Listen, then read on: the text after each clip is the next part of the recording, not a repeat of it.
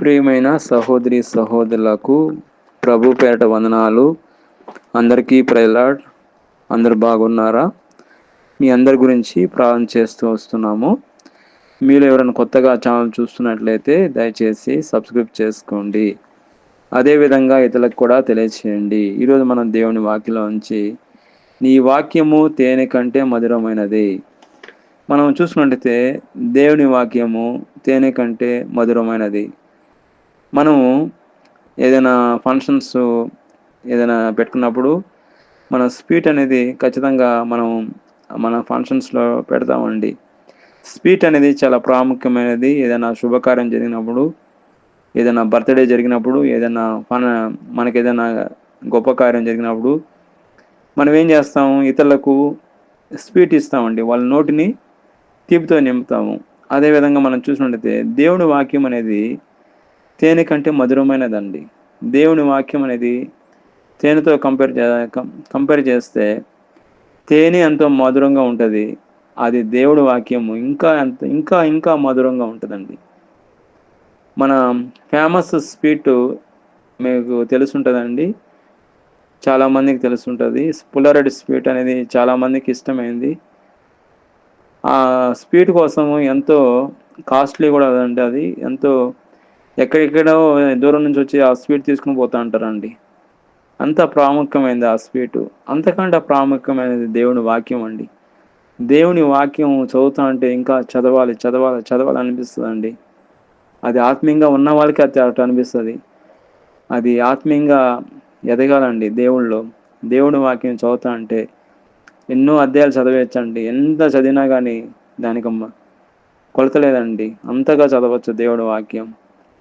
కీర్తన గ్రంథము 119వ కీర్తన 103వ వచనంలో, నీ వాక్యము నా జీవకు ఎంతో మధురములు, అవి నా నోటికి తేనె కంటెను తీపిగా ఉన్నవి.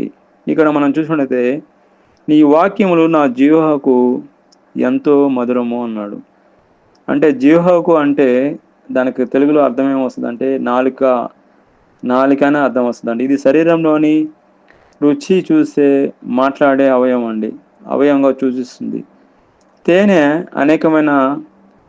తేనె కంటే జుంటి తేనె కంటే మనం చూసినట్లయితే దేవుడి వాక్యము ఎంతో మధురమైనదండి. తేనెకు జుంటి తేనెదారులకు తేడా ఏంటంటే, తేనె రుచికరంగా ఉన్న జుంటి తేనె ఇంకా రుచికరంగా ఉంటుందండి. అది కొండ తేనె అంటే అది ఒరిజినల్ తేనె అండి. అది కొండ తేనె. అది కొండ మీద చక్కగా చెట్టు మీద అది తేనె ఏం కల్తీ లేకుండా అవి ఆడ కల్తీ లేకుండా చేసినట్లు మనం చూస్తున్నాము.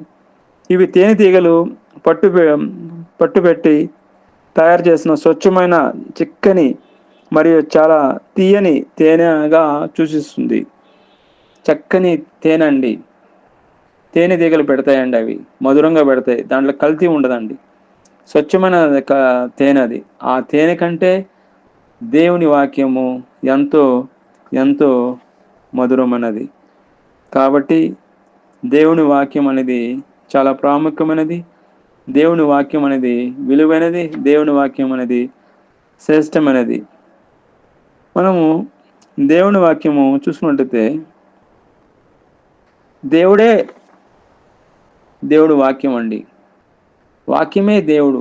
ఆది కాండము నుంచి ప్రకటన గ్రంథం వరకు దేవుడు ఆయన మాట ద్వారా అనేకమైన విషయాలు మాట్లాడినట్లు మనం చూస్తున్నాము. అదేవిధంగా యోహాను సువార్త 1వ అధ్యాయము 1 నుంచి 2 వచనాలు చూసినట్లయితే, ఆది యందు వాక్యము ఉండెను, వాక్యము దేవుని యందు ఉండెను, వాక్యమే దేవుడే ఉండెను. అంటే వాక్యము ఈక్వలెంట్ దేవుడు యేసుక్రీస్తు ప్రభు. కాబట్టి వాక్యానికి ఎంత విలువ ఇవ్వాలంటే మనం వాక్యం చదవడంలో, వాక్యం ధ్యానించడంలో అది ఎంతో ప్రాముఖ్యం ఇవ్వాలండి. మనం దేవుని వాక్యాన్ని ధ్యానించాలండి. ధ్యానిస్తూనే ఉండాలి. దేవుని వాక్యం చదువుతూనే ఉండాలి. అవి తేనె కంటే మధురమైనవి. జుంటి తేనె కంటే మధురమైనది. అది ఎవరు కూడా కంపేర్ చేయలేరండి దానికి. అంతగా దేవుని వాక్యం తీపిగా ఉంటుందంటే ఆత్మకు.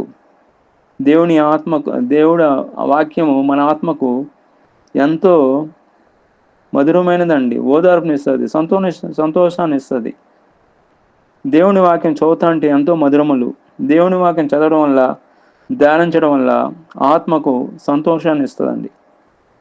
తేనె కంటే జుండి తేనె కంటే మధురమైనది దేవుని వాక్యం అండి. కీర్తన గ్రంథము 19వ అధ్యాయం 10వ వచనంలో దేవుని న్యాయ విధులు అవి తేనె కంటేను జుంటి తేనె కంటే దారుల కంటేను మధురములు. అవి ఎంతో ప్రాముఖ్యమైనదండి. అదేవిధంగా దేవుని వాక్యం చూసుకున్నట్లయితే మనం ప్రకటన గ్రంథము 10వ అధ్యాయము 9 నుంచి 10వ వచనాలు చూసినట్లయితే యోహాను దేవుని గ్రంథము చుట్టను తిన్నప్పుడు అది అతని నోటికి తేనె వలె మధురంగా అనిపించింది. అంటే ఇక్కడ దేవుని వాక్యం తినడం అంటే ఆత్మీయంగా చదవడం అనేది సూచనగా ఉందండి. దేవుని వాక్యం ఎంత చదివినా కానీ దానికి తృప్తి ఉండదండి. ఎంత చదివినా కానీ చదువుతూనే ఉండాలనిపిస్తుంది. ఆకాశానికి పైకి పోతా అంటే ఎంత పైకి పోయినా పోతూనే ఉంటుంది, కానీ దానికి కొలత ఉండదండి. అదేవిధంగా దేవుని వాక్యానికి కూడా అట్లాగే ఉంటుందండి. ఎంత ఎంత చదివినా కానీ అది చదువుతూనే ఉండాలనిపిస్తుంది. దేవుని వాక్యం అనేది తేనె కంటే జుంటే తేనె దారుల కంటే ఎంతో అమూల్యమైనది, ఎంతో శ్రేష్టమైనది, మధురమైనది. దేవుని వాక్యంతో దేన్ని కంపేర్ చేయలేమండి. దేవుని వాక్యము ఎంతో శ్రేష్టమైనది. కాబట్టి మనం చూసుకుంటే దేవుని వాక్యము ఎంతో విలువైనది, దేవుని వాక్యం ఎంతో శ్రేష్టమైనది. మనం దేవుని వాక్యం చూసినట్లయితే కీర్తన గ్రంథము 119 కీర్తన 105వ వచనంలో నీ వాక్యము నా పాదములకు దీపం, నా త్రోవలకు వెలుగు. దేవుని వాక్యము మన పాదాలకి దీపం అండి. మన త్రోవలకు వెలుగుగా ఉందండి. వెలుగు లేకపోతే మనం నడవలేమండి చీకట్లో. దేవుడి వాక్యమే మనకు వెలుగు, మన పాదాలకు వెలుగండి. మన పాదాలకు ఒక మార్గం చూపిస్తుంది. దేవుడి వాక్యం లేకపోతే మనం బ్రతకలేమండి. దేవుడి వాక్యం లేకపోతే మనం జీవించలేము. దేవుడి వాక్యం లేకపోతే మనం ఈ లోకంలో ఎలా జీవించాలనేది మనకు దేవుడి వాక్యమే మనకు అన్నీ కూడా సహాయం చేస్తుంది, నడిపిస్తుంది. దేవుడి వాక్యము ఎంతో విలువైనదండి. కాబట్టి మనం చూసుకుంటే అవి బంగారు కంటేను, విస్తారమైన మెలిమి బంగారు కంటేను, తేనె కంటేను, జుంటి తేనె దారుల కంటేను అవి ఎంతో మధురమైనవి, అవి ఎంతో విలువైనవి అండి. We can't compare other words. మనం దేనితో కంపేర్ చేయలేమండి దేవుని వాక్యాన్ని. దేవుడి వాక్యం ఎంతో విలువైనది, శ్రేష్టమైనది. దేవుడి వాక్యమే యేసుక్రీస్తు ప్రభు, దేవుడే. దేన్ని కంపేర్ చేయలేం. కాబట్టి దేవుడి వాక్యం చదవడం, దేవుని వాక్యం ధ్యానించడం అది ఎంతో మధురమైనది, తేనె కంటే మధురమైనది. దేవుడి వాక్యం దీవించిన గాక. ఆమేన్. ప్రార్థన చేసుకుంటాం. పరిశుద్ధుడైన దేవ, కృపగల నాయన, మీ వాక్యము తేనె కంటేను, జుంటి తేనె దారుల కంటేను గొప్పవి నాయన, మధురమైనవి, రుచికరమైనవి. అవి ఎంత ధ్యానించినా అవి వివరించలేం ప్రభా. అంత గొప్పవి ప్రభా మీ వాక్యం. మా హృదయంలో నీరుగట్టి ఫలింప చేయమని, వింటున్న ప్రతి ఒక్కరిని దీవించమని ప్రభువైన యేసుక్రీస్తునామములో ప్రార్థన చేస్తున్నాం తండ్రి. ఆమేన్.